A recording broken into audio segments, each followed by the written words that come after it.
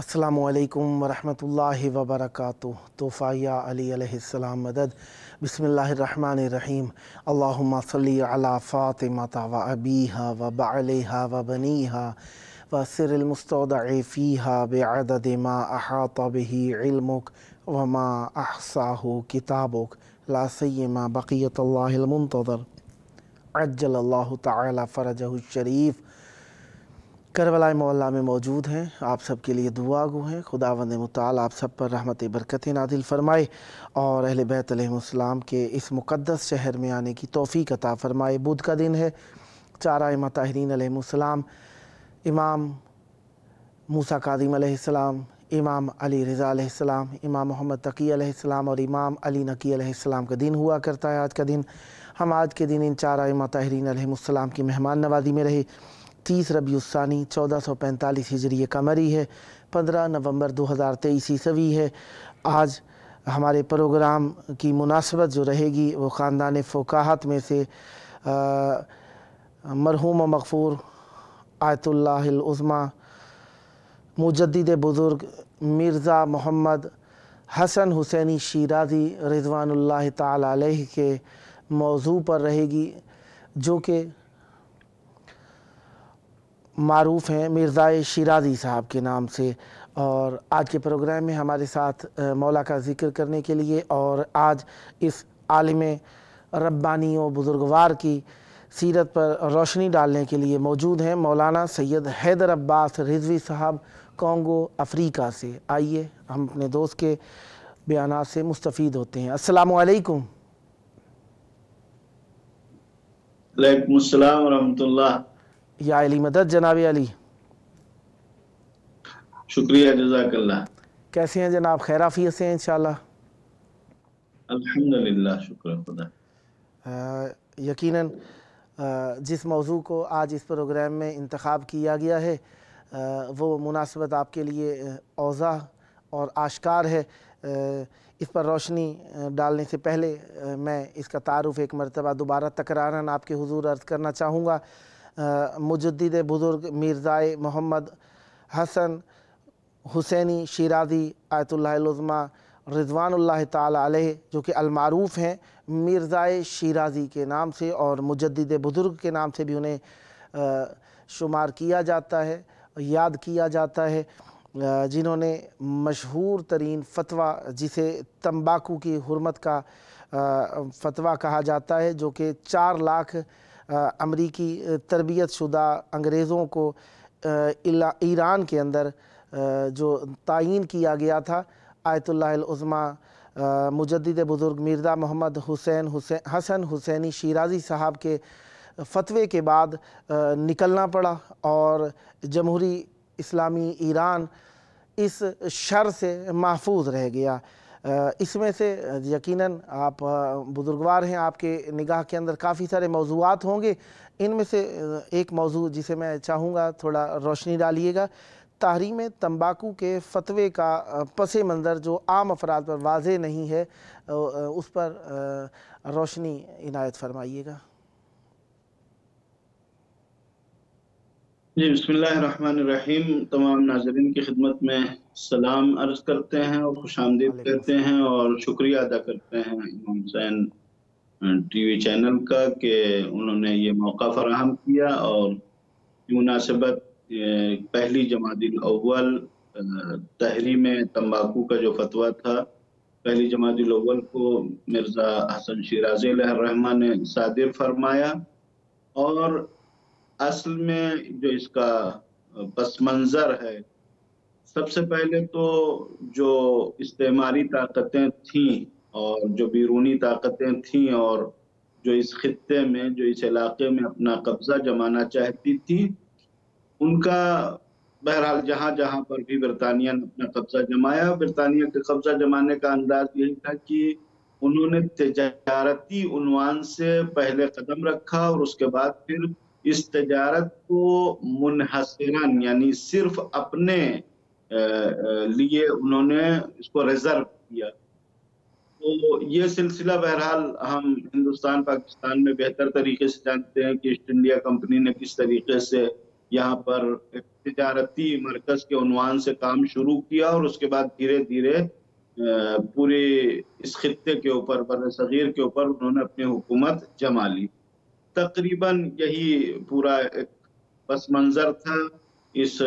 معاملے میں کہ اسی طریقے سے وہ چاہتے تھے کہ وہاں پر اپنا قبضہ جمائیں. لہٰذا انہوں نے سب سے پہلے تو خود تمباکو جو ایک غیر ضروری چیز ہے کہ جس کا نہ کوئی یعنی کوئی فائدہ نہیں ہے اور ضرر ثانی نقصان ہے، اس کو ایک طریقے کی ترویج کرنا لوگوں کے درمیان، اس کو ایک طریقے سے پھیلانا، یہ کام بھی انہی کو تھا. اور اس کے بعد پھر اس کی تجارت کے حوالے سے، اور مثلا اصل تجارت صرف ایک بہانہ تھا، ورنہ اصل پورے علاقے کے اوپر اپنا قبضہ جمانا تھا، کہ جو ایک پہلا قدم تھا اور پہلا ہی قدم چونکہ ناکام ہو گیا، ورنہ آگے دیگر معاملات کی تجارت کو یہ اپنے لیے منحصر کرتے اور اپنے لیے ایسا امتیاز اس کے لیے لیتے کہ جس چیز میں بھی وہ یہ شرط رکھتے تو اس کی تجارت صرف اور صرف وہی کر سکتے تھے یا وہی کمپنی کر سکتی تھی کہ جس کے لیے وہ یہ ریزرویشن لیتے تھے یا جس کے لیے یہ حق کو حاصل کرتے تھے. لہذا سب سے پہلا مرحلہ تمباکو کے حوالے سے تھا، اور انہوں نے اس جہت سے جو مملکتی عناصر تھے، یعنی مثلا جو شاہ تھا یا حاکم تھا اس زمانے کا، یا جو وزراء تھے، یا جن کا تعلق تجارت کے یعنی تجارتی معاملات سے تھا، ان تمام لوگوں کو انہوں نے قانع کر لیا تھا، انہوں نے راضی کر لیا تھا. لہٰذا یہ قرارداد یہ ایگریمنٹ تیار ہو چکی تھی، یعنی سرکاری اعتبار سے، آفیشیل اعتبار سے، گورنمنٹ کی طرف سے یہ قابل قبول تھا. اور اس کے بعد جب لوگوں کو اس بات کا اندازہ ہوا یا لوگوں کے درمیان یہ بات شائع ہوئی پہلی کہ اس طریقے سے کمپنی نے تمباکو کی تجارت کو اپنے لیے ریزرو کیا ہے، یعنی تمباکو کی خرید و فروخت صرف اور صرف وہی ایک کمپنی کر سکتی، اس کے علاوہ دوسرے کسی کمپنی کو یا کسی شخص کو اس بات کا حق نہیں ہوگا کہ وہ تمباکو کی تجارت کرے. اس کے لیے انہوں نے جو حکومت کو آفر کیا تھا، حکومت ایک بڑی رقم دیا تھا مجموعی طور پر اس امتیاز کو حاصل کرنے کے لیے، اور اس کے علاوہ اس مکمل تجارت کا 1/4 حصہ وہ بھی حکومت کو دیا جاتا ہے، یعنی ایک مکمل رقم ادا کیا اس کے لیے، اور پھر اس تجارت سے جو بھی فائدہ ہوتا اس میں 25% 1/4 حصہ یہ حکومت کو ادا کیا جاتا. اس درمیان پبلک یعنی تمباکو لگانے والے یا جو لوگ اس کی کاشت کرتے ہیں، جو اس کو پیدا کرتے، وہ سب یعنی ایرانی ہوتے، اور اس کے بعد پھر استعمال بھی اسی ایران میں ہونا تھا. لیکن فائدہ کس کو اٹھانا تھا؟ فائدہ جو ہے ایک دوسری کمپنی جو باہر سے آئی ہے اس کو اٹھانا تھا. لہٰذا لوگوں کے درمیان یہ ایک بیداری قائم کی گئی، یہ بیداری پیدا کی گئی کہ اس قسم کے معاملات میں لوگوں کا حق ضائع ہوگا، اور کمپنی جس قیمت میں چاہے گی خریدے گی، جس قیمت میں چاہے گی بیچے گی، اور کسی کو بھی یہ حق حاصل نہیں ہوگا کہ وہ مثلا قیمت کم یا زیادہ کر سکے، چونکہ کوئی دوسرے اس کا رقیب یا اس کا کمپیٹیٹر نہیں ہوگا کہ اس کی کمپٹیشن میں آ کر کمپنی کو مثلا جو ہے وہ ڈاؤن کر سکے یا اس کی قیمت کو کم یا زیادہ کر سکے. جب یہ معاملات لوگوں کے درمیان بیان کیے گئے اور لوگوں کو اس بات کی خبر ہوئی کہ یہ معاملہ کتنا سنگین ہو سکتا ہے، لوگوں نے احتجاج کرنا شروع کیا. اصفہان میں، تبریز میں، شیراز میں، جگہ جگہ پر لوگوں نے احتجاج کرنا شروع کیا. اور اس وقت وہاں پر ایک نام جو ذکر کیا جاتا ہے، یعنی فتوے سے پہلے جو نام اس احتجاج میں آیا ہے، وہ جمال الدین اسدآبادی علیہ الرحمہ کا ہے کہ انہوں نے بھی اس کے خلاف ایک احتجاج کیا، اور شہر ریگ میں شاہ عبدالعزیز حسنی علیہ الرحمہ کے مزار پر انہوں نے تحسن کیا، اور انہوں نے وہاں پر لوگوں کو بیدار کیا، اور اس کے ساتھ ساتھ انہوں نے بادشاہ کو خط بھی لکھا کہ جس میں سخت تنبیہ کی اس حوالے سے کہ یہ ایک بیجا قانون ہے جس کا لوگوں کو نقصان ہوگا. بادشاہ نے اس کے مقابلے میں ان کا یعنی ان کو بہت ہی جس کو کہا جائے وہ شدت کے ساتھ برخورد کیا ان سے، اور ان کو وہاں سے یعنی ایران سے ڈیپورٹ کر دیا، ایران سے نکال دیا. اور بادشاہ کا یہ خیال تھا کہ جب اس طریقے سے ایک بڑی شخصیت کے ساتھ ہم ایسا معاملہ کریں گے تو لوگ تھوڑا ڈر جائیں گے، لوگوں کے اندر خوف پیدا ہو جائے گا، اور پھر اس معاملے سے وہ دستبردار ہو جائیں گے، یعنی لوگ خود جو ہے اپنی جگہ پر بیٹھ جائیں گے. اور جب یہ معاملہ بڑھتا گیا تو جمال الدین اسد آبادی نے مرزا شیرازی علیہ الرحمہ کو خط لکھا اور ان سے اس حوالے سے بہرحال جو بھی مطالبات تھے انہوں نے لکھے. اب حکومت کا یہ خیال تھا کہ مثلا ایک مجتہد یا ایک مرجع کیا کر سکتا ہے یا اس کا کیا وہ ہوگا، لہذا انہوں نے ان چیزوں کو بہت زیادہ اس پر نظر نہیں رکھی، کیونکہ ان کا خیال یہ تھا کہ مثلا مرزا شیرازی علیہ الرحمہ جو ایک مرجع ہیں، وقت کے فقیہ ہیں، وہ زیادہ سے زیادہ مثلا تجارت کے حوالے سے کوئی فتویٰ دیں گے. لیکن فتویٰ ایسا تھا کہ جس کا تجارت سے کوئی تعلق نہیں تھا. تعلق یہ تھا کہ ان کی ساری تجارت اس بات پر ڈیپینڈ کرتی تھی کہ تمباکو کی کاشت کی جائے اور پھر وہ کمپنی خریدے اور یعنی کاشتکاروں سے خرید کر اور پھر پبلک کے درمیان بیچے. مرزا شیرازی علیہ الرحمہ کا یہ امتیاز تھا کہ انہوں نے اصل اس تمباکو کے استعمال ہوئی کو حرام قرار دے دیا. اب کمپنی چاہے خریدے چاہے بیچے، جب پبلک استعمال ہی نہیں کرے گی تو پھر کمپنی کا کوئی فائدہ ہونے والا نہیں ہے. اس طریقے سے یہ بہرحال یعنی فتویٰ سامنے آیا اور کمپنی کا سارا جو پلان تھا وہ سب فیل ہو گئے. یعنی نہ تجارت کے معاملے میں کوئی فائدہ اٹھا سکتے تھے، نہ حکومت اس میں کچھ کر سکتی تھی. حکومت ظاہر ہے کہ تجارت کے لیے کمپنی سے ایگریمنٹ کر سکتی تھی، دکان کھلوا سکتی تھی، بیچنے کے لیے اجازت دے سکتی تھی، لیکن پبلک کو زبردستی تمباکو استعمال کرنے کے لیے مجبور نہیں کر سکتی تھی. انہوں نے استعمال تتون اور استعمال تمباکو کو حرام قرار دی. یہ پس منظر ہے اس فتوے کا. واہ ماشاءاللہ، مفصل انداز میں آپ نے اس حرمت تمباکو جو کہ ناصر الدین قاچار نے برطانوی حکومت کو اجازت دی تھی، اس کے خلاف آیت اللہ العظمیٰ مجدد بزرگ مرزا محمد حسن حسینی شیرازی رضوان اللہ تعالی علیہ کے مشہور و معروف فتوے کے پس منظر کو آپ نے بیان فرمایا. فتویٰ ہو گیا، فتویٰ دے دیا گیا. ایک حالات وہ تھے جو آپ نے فتویٰ دینے سے پہلے کے بیان فرمائے. اب ایک درمیان میں حد فاصل آ گیا فتویٰ.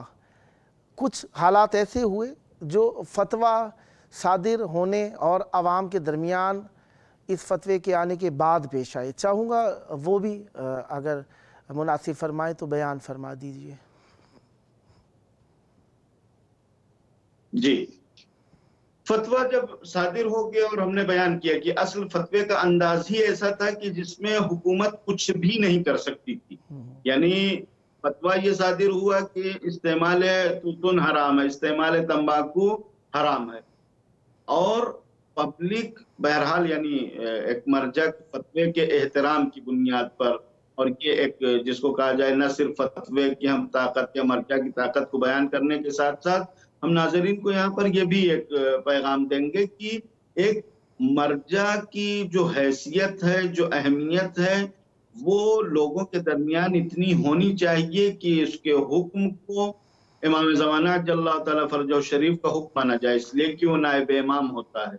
وہ اپنی طرف سے یا اپنے خواہش کی بنیاد پر یا اپنے گویا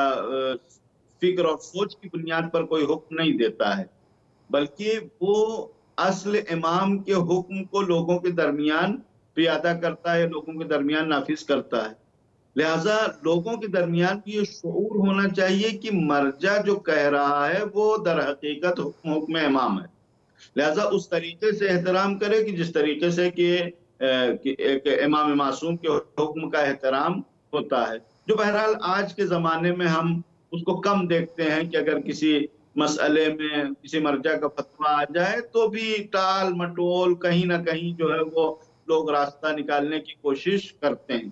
لیکن اس وقت لوگوں نے جب یہ مان لیا، یہ فیصلہ کر لیا کہ نہیں استعمال نہیں کرنا ہے تمباکو، تو ظاہر ہے کہ سارا ان کا جو پلان تھا وہ فیل ہو گیا، وہ سارا نقش برآب ہو گیا، اور اس طریقے سے ایک جو دوسری جہت ان کے سامنے آئی، یعنی استعماری طاقتوں کے سامنے آئی، کہ ایک چھوٹا سا مسئلہ تھا بظاہر ان کے لیے، ایک تجارتی مسئلہ تھا، اور اصل مقصد ان کا مثلا جو حکومت کو حاصل کرنا تھا۔ ان کو یہ بات بھی سمجھ میں آ گئی کہ اگر ایک مرجع کے کہنے پر لوگ تمباکو، جس کے لیے انہوں نے بارہا ترویج کی تھی یا لوگوں کو عادت ڈلوائی تھی، اور وہ اس بات سے مطمئن تھے کہ جب ہم یہ کاروبار شروع کریں گے تو لوگ خریدیں گے، یعنی لوگوں کی عادت پڑ چکی ہے اور لوگ اس کو خریدیں گے۔ جب انہوں نے دیکھا کہ ایک فتوے کی بنیاد پر لوگوں نے استعمال چھوڑ دیا، تب ان کو اس بات کا اندازہ ہوا کہ اگر اس سے بڑے معاملات میں وہ دخالت دینا چاہیں یا خدا نخواستہ ڈائریکٹ حکومت کو حاصل کرنا چاہیں یا پورے ملک پر قبضہ جمانا چاہیں، تو ان کے لیے یہ آسان نہیں ہوگا۔ یعنی وہ معاملہ کی جس کو یہ سمجھتے تھے کہ لوگ سمجھ نہیں پائیں گے یا لوگوں کو اندازہ نہیں ہوگا کہ ہم کیا کرنا چاہ رہے ہیں، اور در حقیقت ایک قبضہ ہی جمانا تھا۔ اس طریقے سے دھیرے دھیرے جو ہم نے بیان کیا کہ جو بر صغیر میں ایسٹ انڈیا کمپنی نے کیا، وہی سلسلہ وہاں شروع ہوتا ہے۔ ایک مثلا تمباکو کا مسئلہ ہوتا ہے، پھر چائے کا مسئلہ ہوتا ہے، پھر اسی طریقے سے دیگر اشیاء خورد و نوش جو ہیں وہ اپنے لیے وہ ریزرو کرتے کہ اس کی تجارت صرف ہم کر سکتے ہیں، اور اس کے بعد عوام کو مفتوج کر دیتے اس جہت سے کہ مثلا مہنگائی بڑھ جائے اور پھر حکومت کے ہاتھ میں کچھ بھی نہ رہ جائے، حکومت صرف چند ٹکے یا چند سکے لے کر اور اپنا مثلا منہ بند کر کے بیٹھی ہوئی تھی۔ یعنی وہ چیزیں کہ جو عام طور سے اس زمانے میں نہیں سمجھی جاتی تھی، مثلا وہی کام جو بر صغیر میں انہوں نے کیا اور وہ کامیاب ہوئے۔ بر صغیر میں تجارتی ہی سلسلے سے انہوں نے اپنا پورا بر صغیر کے اوپر قبضہ جمایا۔ بنگلہ دیش، ہندوستان اور پاکستان جو آج اتنا بڑا ملک ہے، ان تمام یعنی اس پورے ملک میں ایک کمپنی نے آ کر اور اس کے بعد پھر حکومت بھی حاصل کر دی، اور لوگوں کو نہیں پتا چلا، یہاں تک کہ 150 سال انہوں نے یہاں پر اپنا قبضہ جما کے رکھا۔ لیکن وہاں جیسے ہی پہلا قدم اٹھایا ایک تمباکو کے نام پر، وہاں لوگوں کے اندر اتنا شعور بیدار ہو گیا، یا لوگوں کے اندر اتنا شعور بیدار کر دیا گیا کہ لوگ جو ہے وہ سمجھ گئے کہ یہ صرف اور صرف مسئلہ ایک تمباکو کا نہیں ہے یا ایک مثلا کھانے پینے کی چیز کا نہیں ہے، یہ مسئلہ بہت ہی جس کو کہا جائے وہ گہرا ہے۔ وہ یہ ہے کہ یہ سارے لوگ چاہتے ہیں کہ یہاں پر حکومت کریں، اور اس کے لیے انہوں نے انتظام بھی کر لیا تھا کہ مثلا فوجی بھی بھیج دیے تھے کہ وہاں لوگ رہیں گے اور مثلا اسی طریقے سے پالے جائیں گے جس طریقے سے یہاں ہندوستان پاکستان میں انگریزوں نے آ کر اپنا قبضہ جمایا اور یہاں پر ان کی پرورش ہوئی، پالے گئے۔ یعنی ہندوستانی جس کو کہا جائے وہ سرمایہ سے برطانیہ کے لوگ پالے گئے۔ یہی سلسلہ وہاں پر بھی ہوتا ہے۔ جب دیکھا کہ جب کمپنی ہی ٹوٹ گئی تو باقی لوگوں کے رہنے کا بھی وہاں کوئی سوال نہیں رہتا تھا، اس لیے کہ ان کے پاس کوئی ایسی درآمد نہیں تھی، ایسی آمدنی نہیں تھی کہ جس کے ذریعے وہ ان کے اوپر خرچ کر سکتے۔ لہٰذا انہوں نے جو کچھ بھی یعنی فوج وغیرہ بھیجی تھی وہ انہوں نے واپس بلا لیا کہ وہاں پر اپنا کام ہونے والا نہیں۔ ماشاءاللہ، بہت پیارے انداز میں آپ نے فتوے کے بعد کے حالات کو واضح فرمایا۔ فتویٰ دیا گیا، فتوے کے بعد ایسٹ انڈیا کمپنی کے اوپر اثر پڑا اور وہ اپنا بوریا بسترا گول کر کے واپس لوٹ گئے۔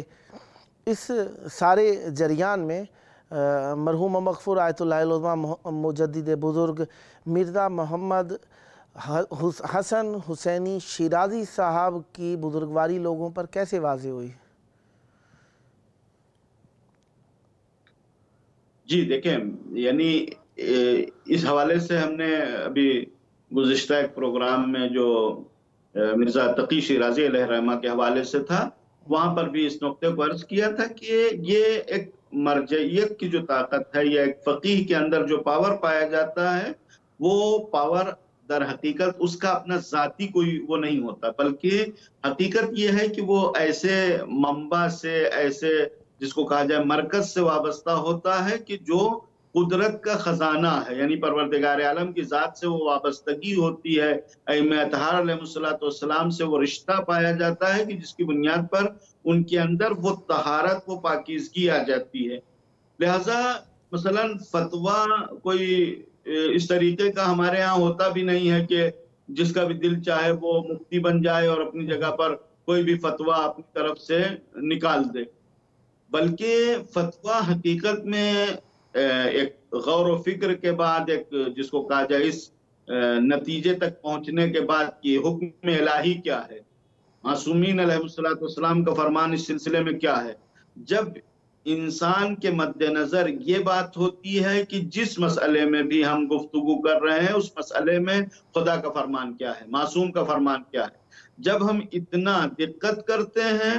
تو پھر جب وہ فرمان صادر ہوتا ہے تو وہ ذمہ داری بھی گویا ایک مرجع کی نہیں رہ جاتی، بلکہ حقیقت میں پروردگار عالم کی بھی عنایت ہوتی ہے اس کے اوپر، معصومین کی بھی نظر کرم ہوتی ہے، جس کی بنیاد پر لوگوں کے اندر وہ جوش اور جذبہ پیدا ہوتا ہے کہ لوگ اس طریقے سے قبول کرتے ہیں. لہذا یہ فتویٰ یعنی جو تمباکو کی حرمت کا آیا اور ایک جو گویا مرجع کی طرف سے، اس فتوے کا اثر بھی یہی تھا کہ انہوں نے اس امر کو پہچانا یا اس امر کو مد نظر رکھا کہ ایک اتنی بڑی سازش جو ایک تجارت کے ذیل میں یا ایک تجارت کے ضمن میں اس پورے خطے کے اوپر کہ جس کے اوپر جہاں مسلمان بستے ہیں، جہاں مسلمان رہتے ہیں، اہل بیت علیہ السلام کے چاہنے والے رہتے ہیں، اس کے اوپر قابض ہونا چاہتی ہے، قدرت قابض ہونا چاہتی ہے. بہانہ اس نے مثلاً تمباکو کا بنایا ہوا ہے. لہذا جب وہاں پر حکم الہی کو انہوں نے عام کیا اور مرزا شیرازی علیہ الرحمہ کیونکہ مرجع وقت تھے اور لوگوں کے درمیان گویا اتنا اثر و رسوخ پایا جاتا تھا، اسی قدرت کی بنیاد پر کہ جس کو ہم خدا داد قدرت کہیں گے، جو پروردگار عالم کی طرف سے عطا ہوتی ہے یا خدا ہی کی قدرت ہے کہ جو گویا ایک مرجع کے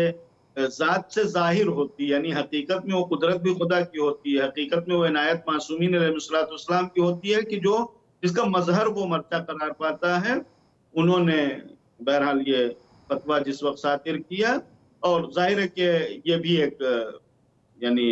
ہمیں مد نظر رکھنا چاہیے اس بات کو کہ ایسا نہیں ہے کہ ایک ٹرائل تھا ان کی طرف سے کہ چلو کہہ دیتے ہیں لوگ دیکھتے ہیں کیا کریں گے. نہیں،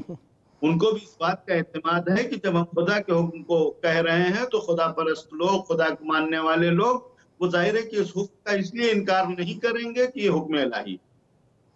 لہذا انہوں نے معصومین علیہ السلام کا حوالہ دیا کہ اگر مثلا یہ فتویٰ ہم دے رہے ہیں تو یہ حکم ہمارا حکم نہیں، یہ فتویٰ ہمارا فتویٰ نہیں ہے، بلکہ یہ معصومین علیہ السلام کا فرمان ہے کہ جو آپ کو دیا جا رہا ہے. لہذا لوگوں نے بھی اسی نظر سے، اسی انداز سے اس کو دیکھا. اور اس کے بعد پھر جو ہم نے اس بات کی طرف اشارہ کیا کہ فتویٰ کے بعد گویا ان استعماری طاقتوں کو بھی اس بات کا اندازہ ہو گیا کہ اتنا آسان نہیں ہے اس سرزمین پر قبضہ جمانا. تو دیکھیں وہ راستہ کہ جو انہوں نے دوسرے جگہوں پر، جیسے ہم نے بارہا ذکر کیا، بر صغیر میں جو راستہ اپنایا تھا کہ تجارتی ذریعے سے انہوں نے آ کر حکومت کو حاصل کر لیا، وہ راستہ چھوڑ دیا. اس کے بعد پھر گویا علمی مراکز میں رکھنا اندازی یا ایسی شخصیات کو پیدا کرنا کہ جو مثلاً کچھ ایسے عوامل کو درمیان میں لانا کہ جن کو وہ اپنا گویا اعلی کار بنا سکیں اور جس کے ذریعے سے مثلاً مذہبی فتنے کو رخ دے سکیں. اس کے حوالے سے ایک اور سلسلہ ہے کہ جب یہاں پر یہ مسئلہ بہت یعنی تمباکو کی حرمت کا ایران میں گویا ان کا پلان ناکام ہو گیا، تو اس کے بعد انہوں نے سامرہ میں بھی ایک ٹرائل کیا، یعنی انگریزوں نے سامرہ میں سنی شیعہ تصادم کی کوشش کی، اور اس کے بعد وہاں پر کسی حد تک لوگوں کو یعنی اس طریقے سے بھڑکایا کہ وہاں سنی شیعہ تصادم ہو جائے. اور سنی شیعہ تصادم جیسے ہی وہاں پر مثلاً خبر پہنچی تو فوراً انگریز فوج تیار ہو گئی کہ ہم وہاں جائیں گے اور کنٹرول کریں گے. یہاں تک کہ اس حوالے سے بھی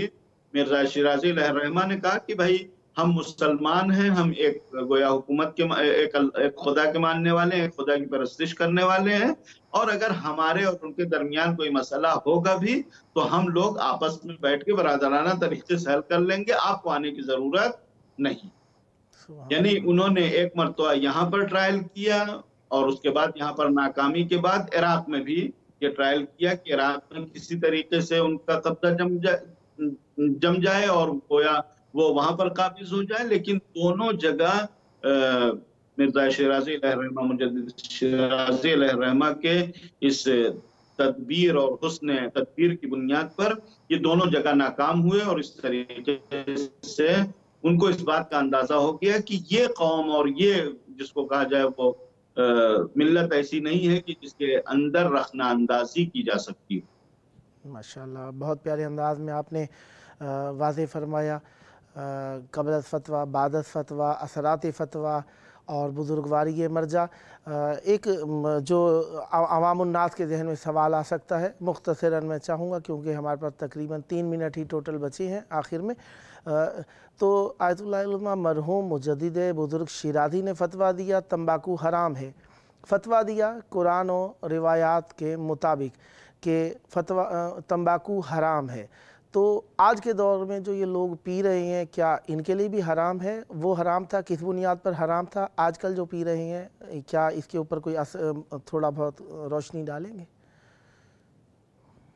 जी देखें, चूंकि ये खुद एक इज्तिहादी मसला है, लिहाजा हम इजहार नजर नहीं करेंगे, लेकिन वहां पर इसीलिए हमने पहले इशारा किया कि मसला तंबाकू के बेचने और तंबाकू के खरीदने का नहीं था। मसला असल उसके पीछे की साजिश का था कि इसके जरिए से वो चाहते थे कि एक पूरी हुकूमत के ऊपर कब्जा जमाएं, जो काम मसलन वो दूसरे ममालिक में कर चुके थे, बरे सगीर में कर चुके थे। लिहाजा मिर्जा शिराज़ी अलैहिर्रहमा ने जो हुर्मत का फतवा दिया वो सिर्फ इस्तेमाल की बुनियाद पर नहीं था कि उसके इस्तेमाल से ज़रर होगा या नहीं होगा। आज भी ऐसे मराजे हैं कि जो यानी जो मराजे का फतवा है वो यही है कि अगर ज़रर है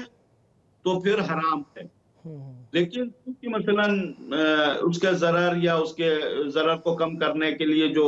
फिल्टर लगाए गए हैं और जिसकी बुनियाद पर उसके ज़रर को कमतर किया गया है, उसकी बुनियाद पर एक हद तक जिसको कहा जाए वो रवा रखा गया है। वरना आज भी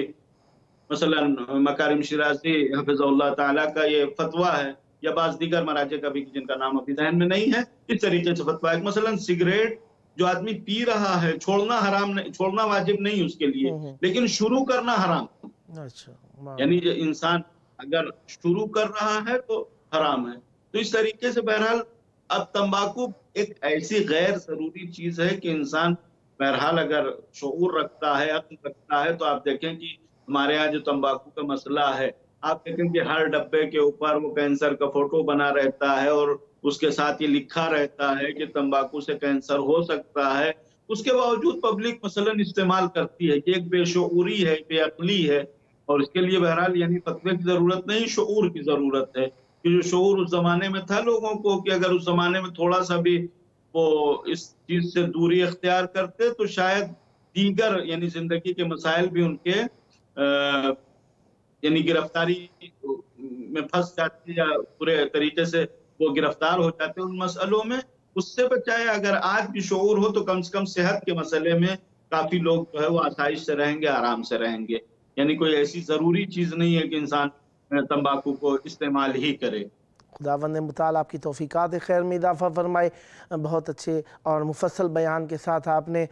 उलमा की सीरत पर और आज के दौर के अंदर हालात हाज़रा पर भी गुफ्तगू फरमाई। खुदावंद मुताल आपकी तौफीकात खैर में इजाफ़ा फरमाए और हम सब को भी अहले बैत अलैहिमुस्सलाम की सीरत पर अमल करने वाले उलमा के मानने और उनकी सीरत को उजागर करने की तौफीक अता फरमाए। खुदावंद मुताल पर रहमत बरकत नादिल फरमाए। ये थे मौलाना सैयद हैदर अब्बास रिजवी साहब, कॉन्गो अफ्रीका से। सदा सलामत रहें। प्रोग्राम का आखिरी वक्त, आइए मौला के ज़हूर की दुआ करें। अल्लाहुम्मा अज्जिल वलियकल फ़रज।